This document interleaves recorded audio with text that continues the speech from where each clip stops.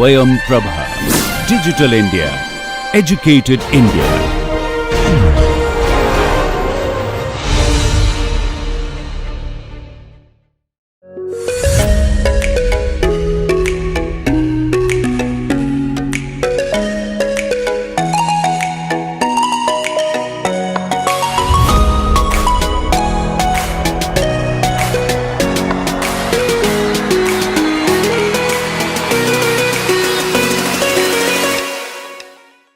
Hello everyone and welcome to the next discussion about the DM derivatives.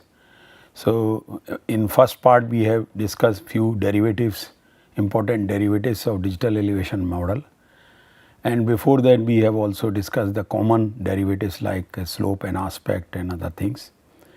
Now in this discussion we are going to have on about the profiles or cross sections, or also called longitudinal sections, elevation profiles. So this we are going to, because this is very important, again useful for various types of analysis, and like for any kind of route alignment if somebody is looking, or somebody is looking for fall in the river, for rapids, or somebody is looking how the drainage behaving in terms of topography and elevations. So all these things can be done. It is very easy to create a longitudinal section along a straight line, but many times it is very difficult and challenging, especially when we employ survey topo sheets to create a longitudinal section or this profile along an arbitrary line. Like arbitrary line can be a road section, arbitrary line can be a section along a stream, natural drainage system, and maybe of our own arbitrary line. So we will discuss those things also. Because different softwares uses or different literature books or others, they uses different terminology. So I have put all four terminologies. One is topographic profile, elevation profile, cross section or longitudinal section. That means basically the same thing, that picking the elevation values along a line and creating a 2D plot or 2D profile. So topographic profile, if we want to define, basically shows elevation as a function of distance along the profile route. This profile route, as I have mentioned, can be a straight line, which is very easy to create, but when it is an arbitrary line, then it is not that easy, especially with using topographic maps. As a topographic profile along a straight line is easy to create, however, creating a topographic profile along a drainage line, which is an arbitrary in nature, is only possible using GIS, using DEMs. This is the point which I am re-emphasizing here. Now in this one what you are seeing, a topographic profile along this straight line which is shown here with the red color which I have just highlighted. And when you go say in the any software, you can find out a terminology for that, a tool for that, and then you can draw a cross section or a topographic profile along a straight line very easily. Not only that, but you are also having for all the points which are along this straight line, depending on the resolution of the cell of your digital elevation model, these points are picked along that line and their elevation values are also picked, like here which you can see, and that all is plotted. So here on x axis you are having the distance. So suppose my plot starts from this direction to that means west to east. So my distance 0 is here, my whatever the maximum distance is here, and along with whatever the changes in elevation along that line are plotted here. Obviously you can get few more data sets once because these are the things which are required. So you get the 2D length and 3D length. This we have also discussed in previous lecture, that the 2D length is this length which is a straight line length, but the 3D length is this length along this profile. So, obviously the 3D length is going to be the more than your 2D length. So, this point we have been already discussed, this point we have already discussed in detail, that whether it is an area or length, 3D length is always more than 2D length.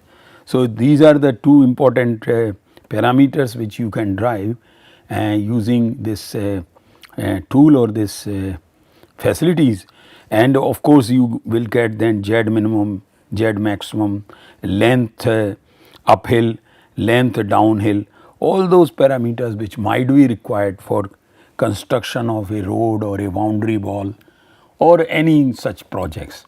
So, it is then becomes so what basically again topographic profile shows elevations as a function of distance along the profile route, which is being shown in this figure. Now, when we want to have this cross section or topographic profile along an arbitrary line, which is shown here also, which I will just highlight to show you more clearly. So, along this arbitrary line, then many times it is not very easy to do it even in many softwares. So, one has to be one has to search that specific tool. If it is not there, then of course, by using your own intelligence, by 2-3 steps you can achieve that thing. Like here in the older software of ISRI, that is ArcView GIS, and there along a drainage line a cross section profile has been drawn starting from here x and this is y. So, here x is here and this is y is here, and along an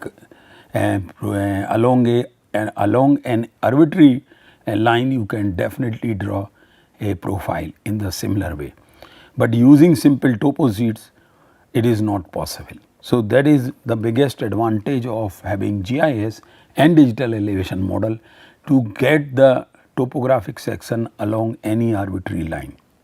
You know, when we talk about the topographic profile along a straight line, this is what the generally geologists also use to draw geological cross sections, and they have to get first elevation values, which they generally in the typical and those exercises which we get these elevation values through contours, and based on the contours this topographic profile is first drawn, and then using the geological contacts of different rocks lithologies, then those things are also drawn depending on their attitude and of course the structures which are there.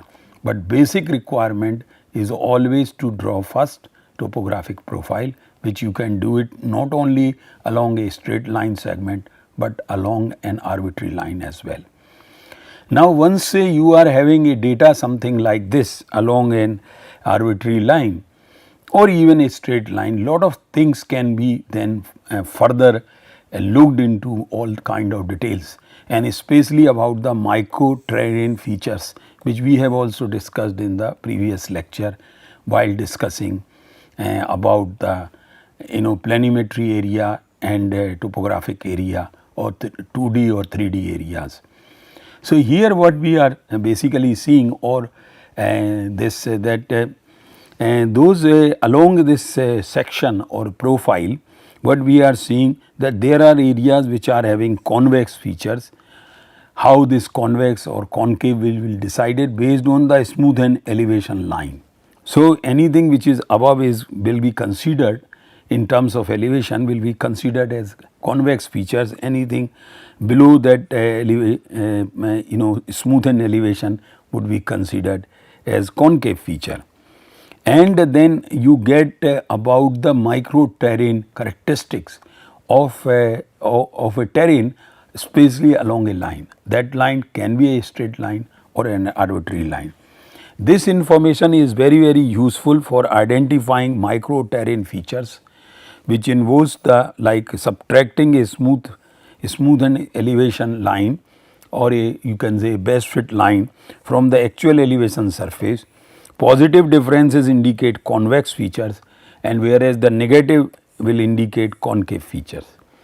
And of course, the magnitude of the difference indicates the relative height or depth depth of the micro terrain features. So, by which we can really analyze that how along a line the terrain is smooth or having lot of undulations, and if undulations are there, what is the magnitude of those undulations, that can also be assessed just using a smoothened elevation or best fit line.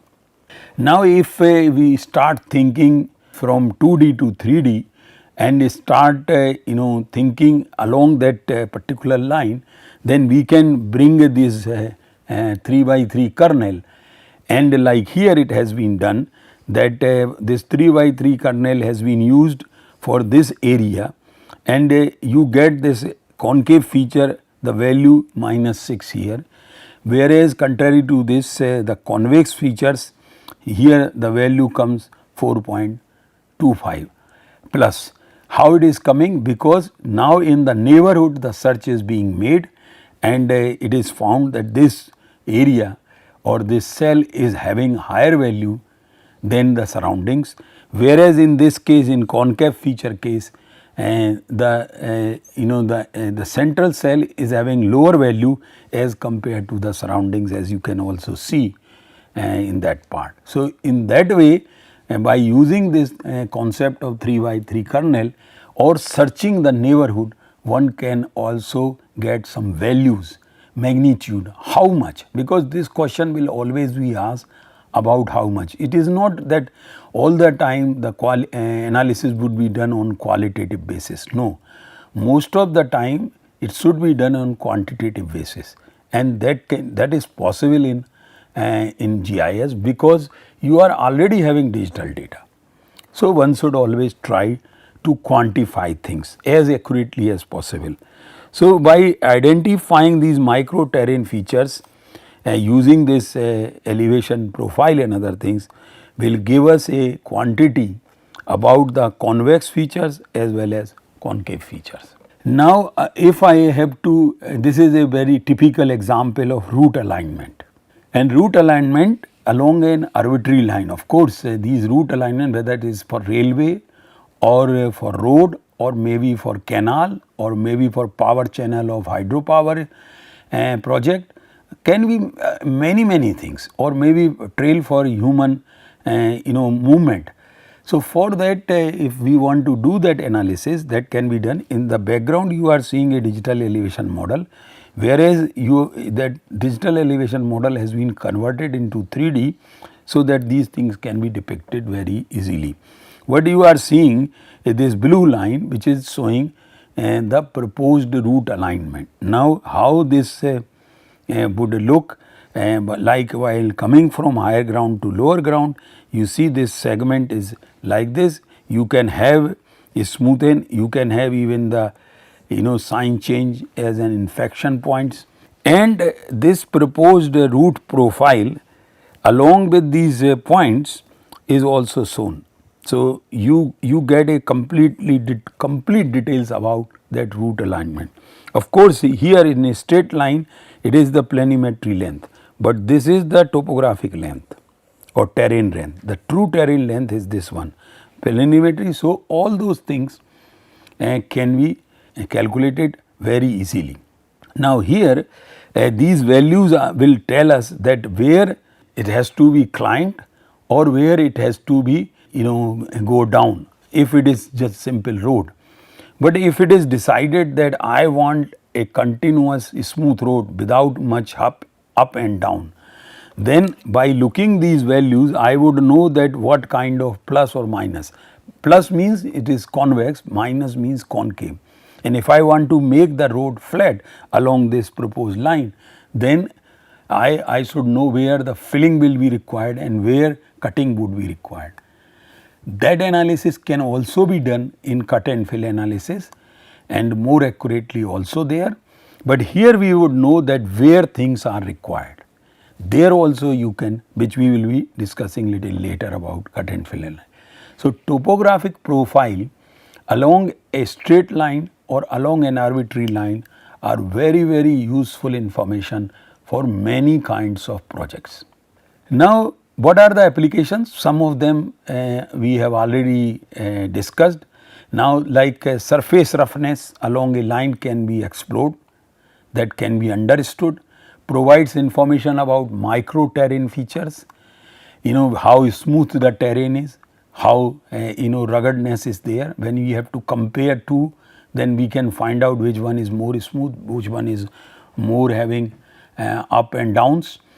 Very useful for geological cross section. This point I have already discussed, that in any geological cross section, the first requirement is to have a topographic profile along a line. Now that line can be straight or an arbitrary line. The second other point, important point, that this topographic profile along a drainage line can also provide information about rapids, falls, etc. Not only that, they will also provide the points of deposition or erosion as well along that one. And then these falls or rapids can provide preliminary information about feasibility of a small hydropower site. Because for a small hydropower site, many times you do not need very high head. Maybe even 5 meter, 10 meter head, a site can be developed. So for that purpose, if we get this topographic profile and find a good fall, then there a site can be developed easily. So very quick way to find out the feasibility, this tool can be used about this concept of this topographic profile. Now as I was mentioning about this cut and fill analysis, and now we come to this related with that is the surface volume. And that volume is again very much in for any kind of road construction or making plane or in mining operations and many such operations. So let's see that what basically the surface volumes which we want to calculate, which calculates the area and volume of the region between a surface and the reference plane. Like here, this blue line is our reference plane and the surface is shown in shades of grey. So here we find that this area has to be filled because this area has to be cut, whereas these areas have to be filled. If I want a complete flat level along this line on this terrain. Similarly, if I change the position, and because optimization can also be done. So if I change the position, like here it has been raised, the height of this along this line has been raised. So now I am having very small area to cut, whereas I am having a large area to fill. So depending on the resources, depending on the requirements of the project, and if it is a particular height, suppose a runway has to be developed here, then we would like to know that what is that optimum height. If that flexibility is there, what is that optimum height if we decide which will require the fill and cut in a balanced form. That means whatever the material which will be removed from that area can be filled and in nearby in order to develop a runway for aircraft landing or takeoff. So if it is possible, the best thing is that this should be optimized in a manner that locally whatever is being cut can be used for filling and no material has to come, no earth or minimum earthwork would be required in such cases. So employing GIS, this optimization can be achieved very easily. Otherwise, using simple conventional method, using topo sheets or other things, this will not work. That cannot be, that means the various scenarios cannot be created there. Now part of this surface volume analysis is cut and fill analysis, which I mentioned earlier, that this is a procedure in which what basically we are doing, that the elevation of a landform surface is modified by removal or addition of the surface material. So where this material, if it has to be cut, from where it will be cut and where it will be filled, that can be decided based on this cut and fill analysis. And in this analysis, the areas and volumes of change are summarized. So basically we would like to know which areas will be subjected to cut and which areas would be subjected to fill, plus how much volume of the rocks or soil has to be removed and what is the volume of soil or rock has to be filled. So, as I have mentioned, if a optimization can be achieved, then locally this problem can be solved and minimum earthwork would be required and therefore less cost of the project. And if this analysis has been done properly, then many times these projects will not fail, because if such estimations about cut and fill has been done very accurately, then the project, there are chances that project will be successful. Many civil engineering project fails because initially they are unable to estimate the earthwork required, and once the project start happening on the ground, then they realize, oh God, there is so much earthwork is required. This they never estimated.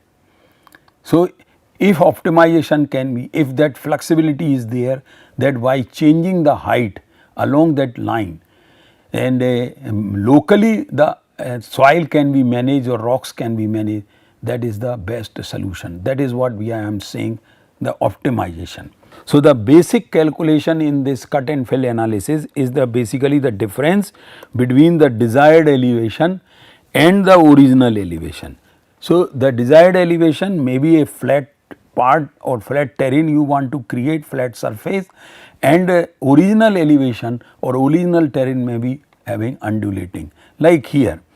And though it is schematic, but what it is showing that these are the green areas where the rocks or soils would be cut in order to maintain this level or surface in that area, and these are the areas which the filling will occur and again the cut will occur.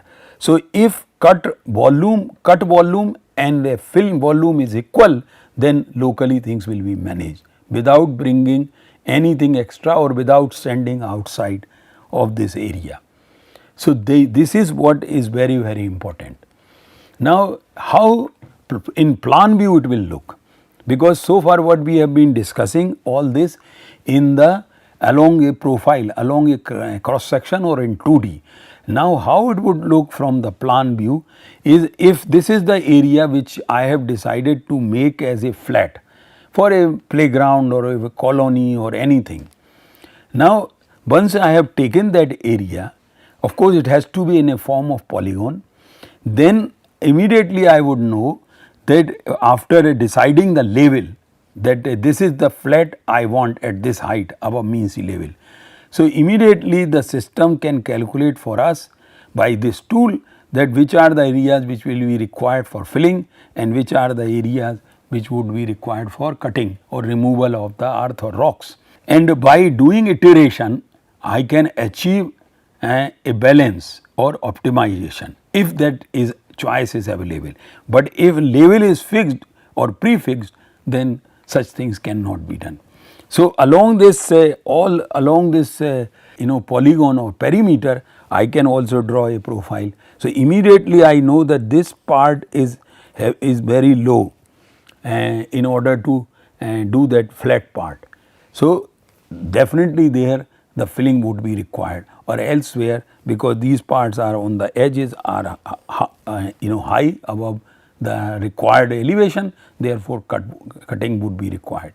Now, this also one, in order to have more accurate analysis from economy point of view or from success of the project, then one should also consider whether this the material which is present there is simply soil, sand or hard rocks.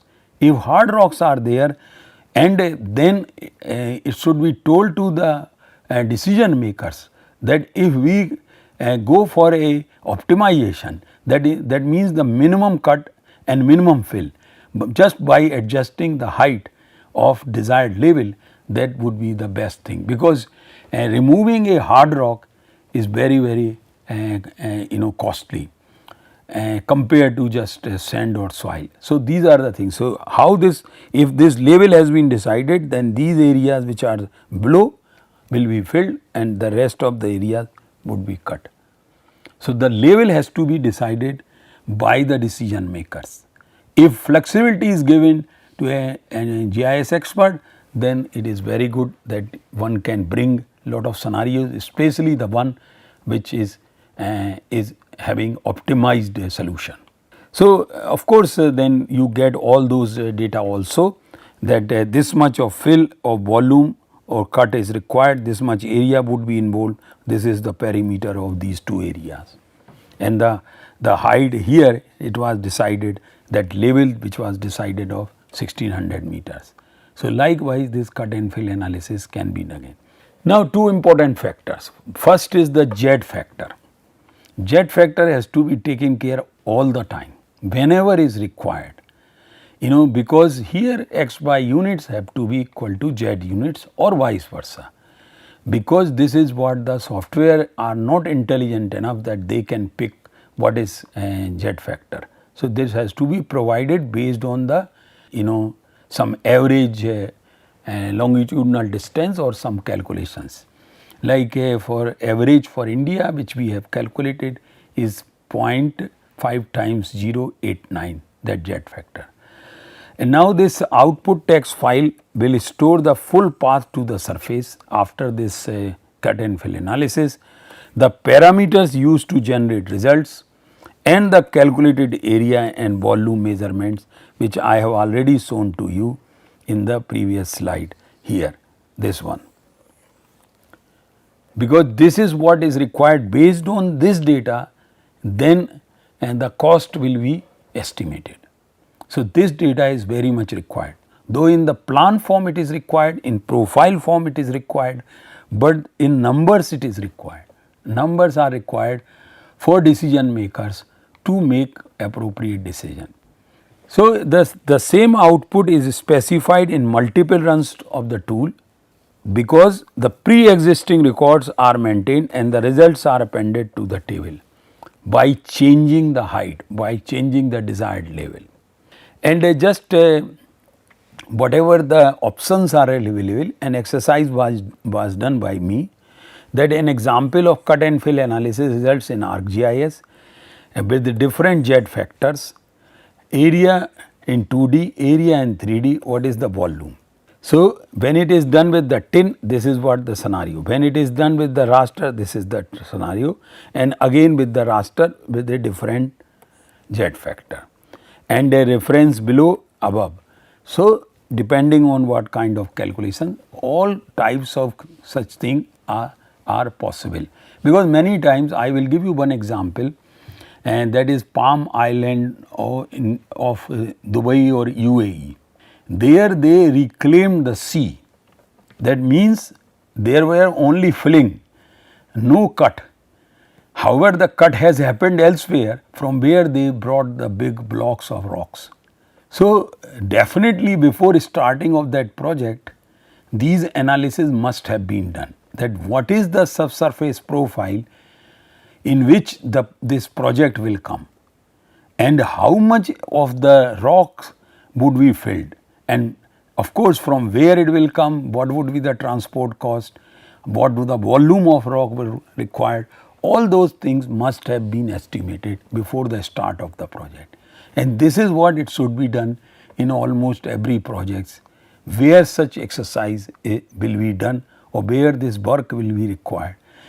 Nowadays, you know that all expressways or highways in India are being created which are elevated one at many places. So, elevated means that they have to be raised, the ground has to be raised to that desired height, and then they maintain a level, so that along the road you do not have ups and down. So, if that calculation is required, then fine, that if elevation is, suppose normal elevation of the ground is 200 meter, whereas this elevated expressway has to be raised by 10 meter, then that calculation can be done for that particular width, and of course that wedge, and then finally from where this will come, what is the volume required, what would be the transportation cost, and of course some how to make that one again solid or with whatever the procedures are required. So, all these estimations can be done beforehand, before even project is taken. If these things have been done properly, then of course such projects will never fail, because whatever has been estimated, the real cost will be also around that figure.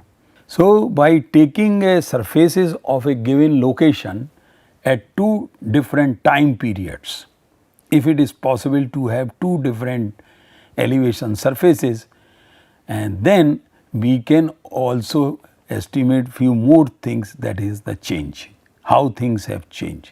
Like here, this is the surface in its original state. This is the surface after a period of time where erosional and deposition forces have acted on, and these areas of sediments have eroded, where the cut has blue in blue color shown, and where it has been deposited shown in red color.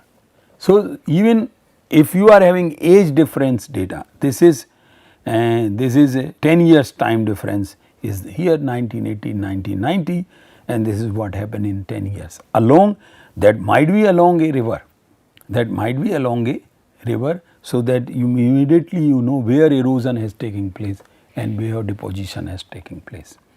Now, similarly, this cut and fill analysis, like here, and this is before raster, after raster.